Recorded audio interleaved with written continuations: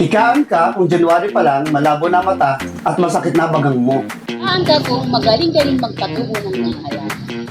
Ligahan ka, makapal mukha mo. Likhaan ka kung hindi ka mahiyain. Likhaan ka kung creative ka at flexible ka. Likhaan ka kung Sharonian ka. Likhaan ka kung sagot ka ng sagot ka, hindi ka naman kausap.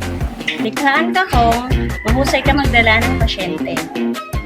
Likhaan ka kung may kondom ka sa wallet pampaswerte. Likhaan ka kung may pagmamahal at respeto ka sa kapwa. Likhaan ka pag di ka magtanong na, Doktora, wala bang pasok ngayon? Likhaan ka kung may pakialam ka sa kapwa mo.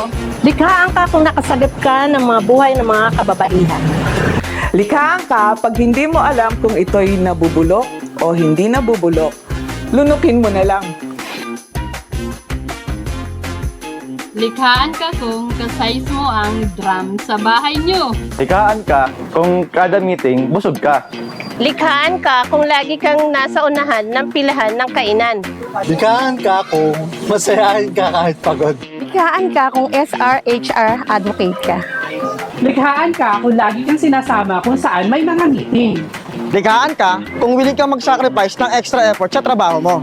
Likhaan ka kung agis pa lang nagtatanong na ng sahod.